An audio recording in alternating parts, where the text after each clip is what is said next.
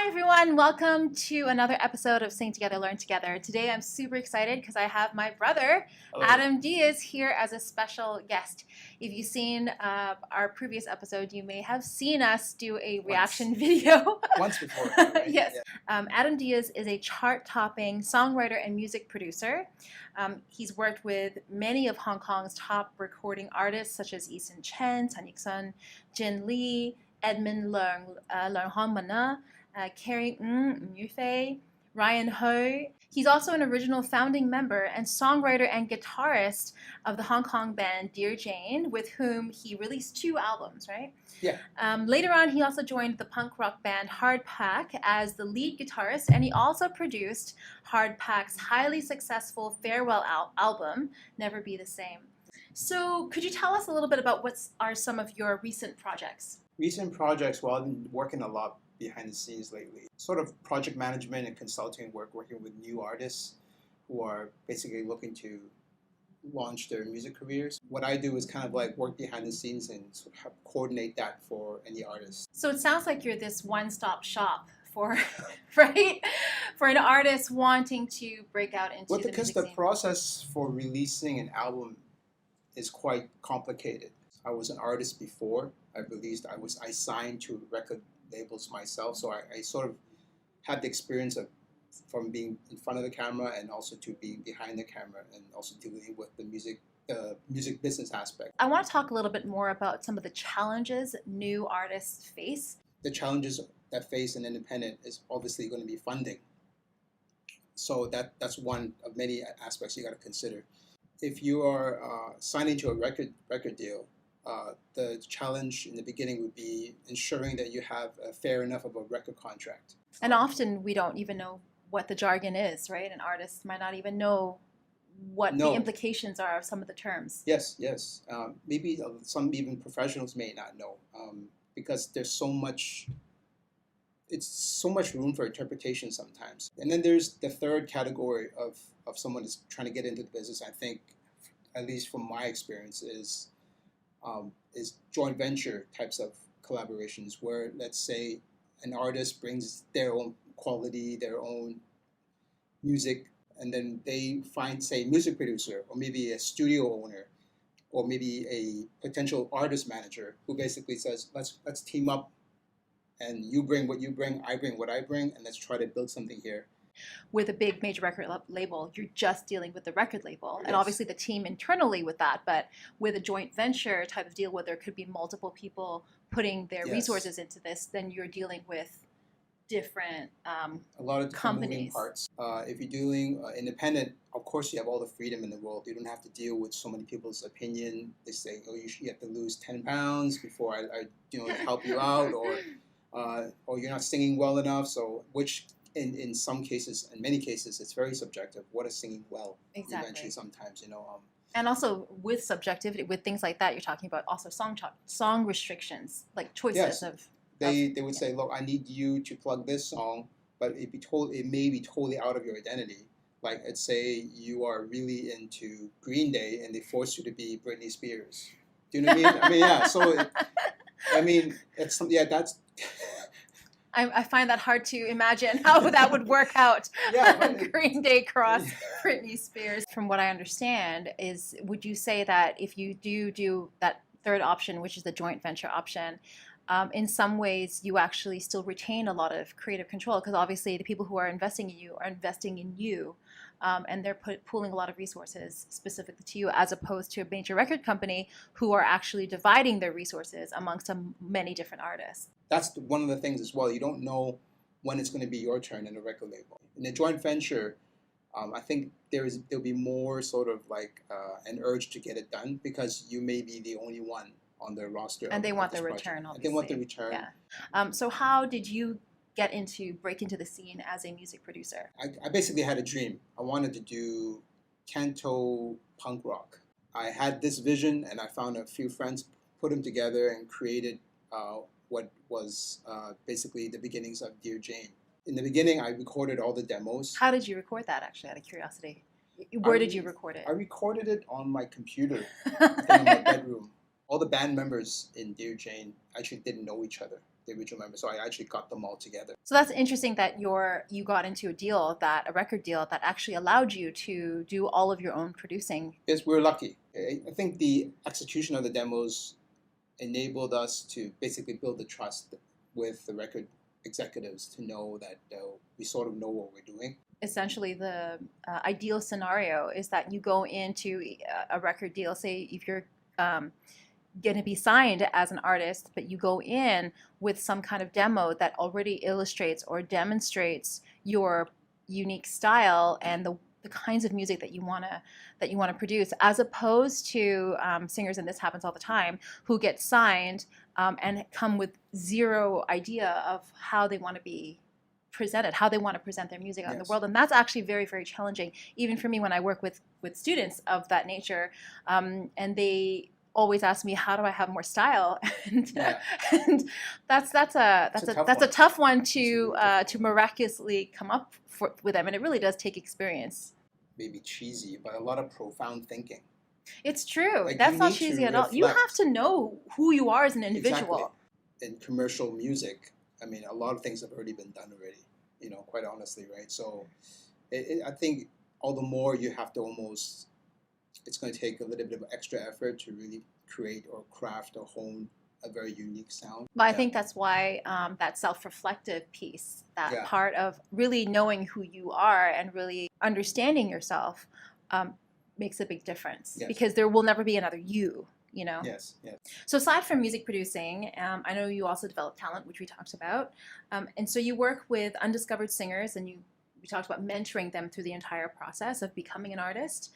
So what are some of the characteristics that you look for in a singer when you're considering whether or not to work with them? Probably the most obvious is their ability to actually, if they're a singer, they actually have the ability to sing. Right. Hopefully we got that part covered, right?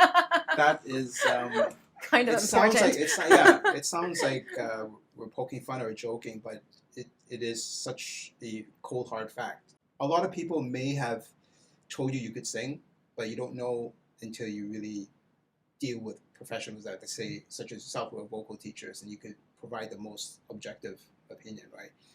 Even for artists who are not quite there yet technically, they could get better over time. Like I've heard students that you've taught and like night and day difference, after say a year of training with you, for example, right? So sometimes it works the other way around. They could have so much talent, but they think they suck, It's so true.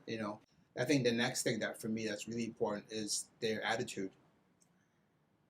It sounds like very like an old fart talking to me, right? Yeah. But the attitude is so important. I mean, we could get the top music producers. If you have a really poor attitude, closed-minded, or really self-centered, or prima donna for that matter, who wants to work with someone like that? As much talent as you may have, I would still reconsider.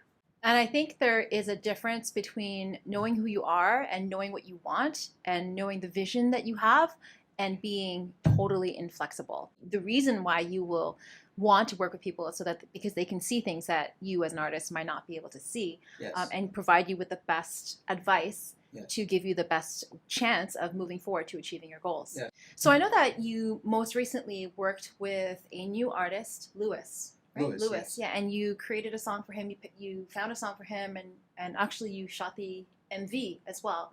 Could you tell us a little bit about that project and how you worked with him and what that process was like? The interesting situation about Lewis is that I think he had the potential to either be signed or released independently. The only thing is, if you're hoping to be signed, you don't know how long you could be waiting. It could be years. Just the negotiations of that contract could be a year. Mm-hmm. By that time, you're a year older or 2 years older, and you may not even have your first single out for that matter. So what I suggested him basically is that you could release it independently first, right? Show what you can do, get yourself out there, and build an organic audience in the beginning.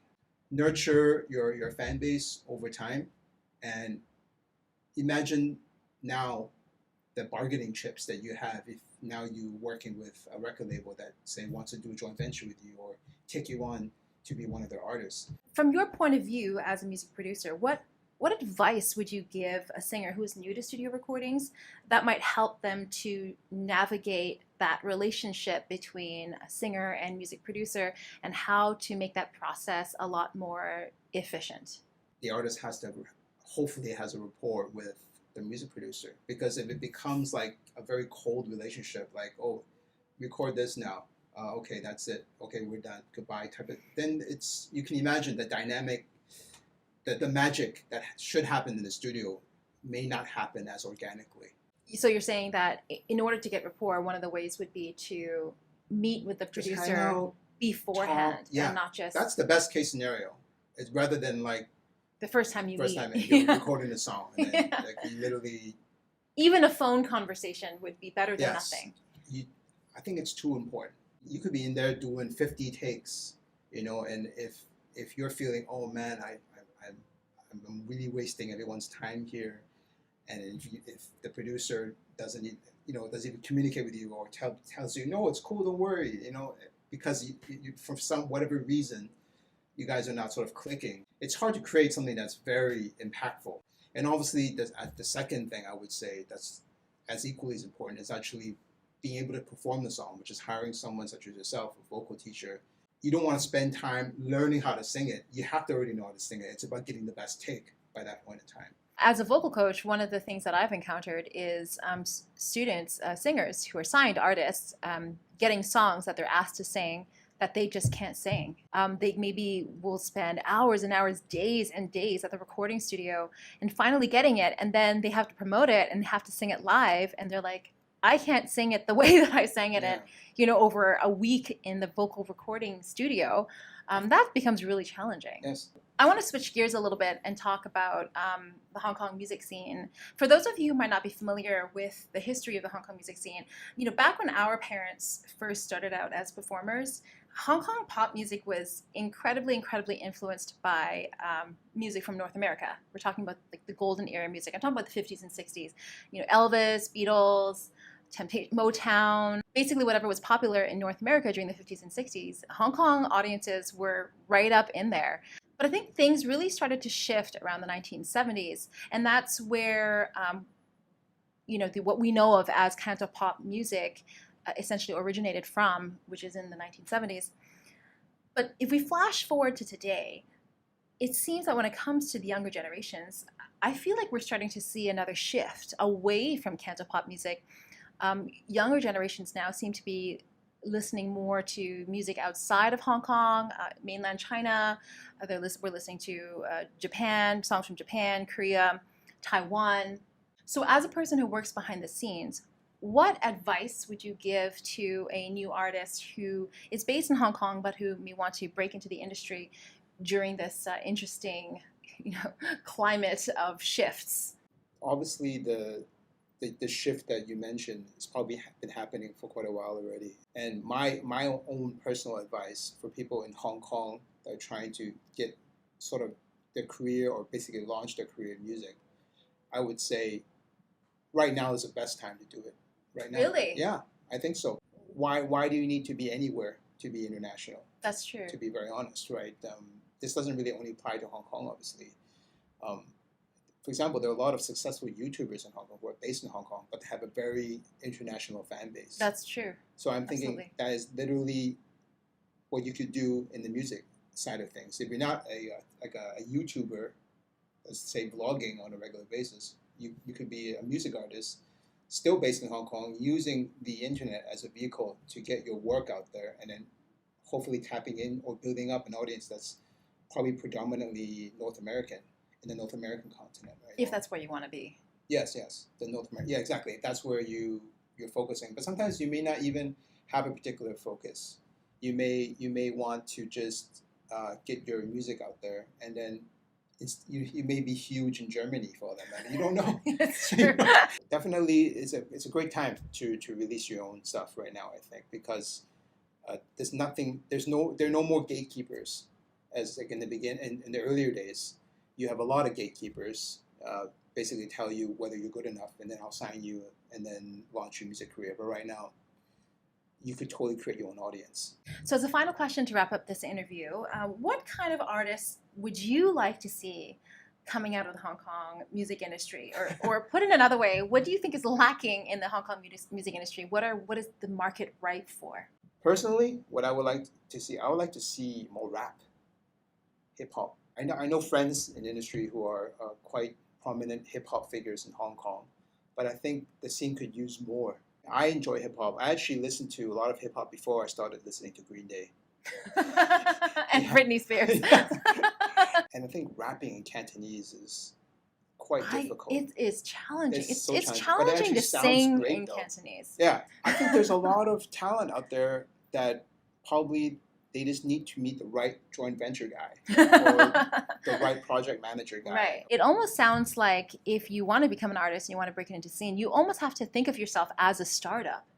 You know, a lot of what you're saying is joint venture. You have to decide if you want investment, if you're going to self-fund it, and then get some seed capital. I mean, and that stuff is what's going to help you to stay competitive in the marketplace and to get much further to stay in that industry. You know, however you get there at this day and age is what's going to get you the result that you want. If the result that you want is, I want to be tied under a major record label, I want to be in their roster of artists, then that would be the right choice for you. But if your ultimate goal is to get your music out there as fast as possible and to start building an audience, then maybe going through the record label route might not be the best option for you, and maybe the self-funding is the best way. Self-funded, I would say one of the biggest benefits of being self-funded, or basically initiating your own career, is that you get to take action now. You can wait until, who knows, until you're 30 or 40 for that matter, and until you get the best deal possible. It may never happen, you know, but when people see that you're moving and you're shaking and you're building an audience, all of a sudden they come knocking on your door. Yeah, deals come to you, essentially. Exactly. So how can people connect with you if they wanted to see some of your work or be in touch with you? I think what I'm really trying to do is start my own YouTube channel. I've been talking for too long. So I'll probably link to a YouTube channel link or my IG link, something like that. Thank you so much for watching. I hope you liked this episode. If you did, do click like and remember to subscribe so that you can stay in touch with us. And I'll see you again next time.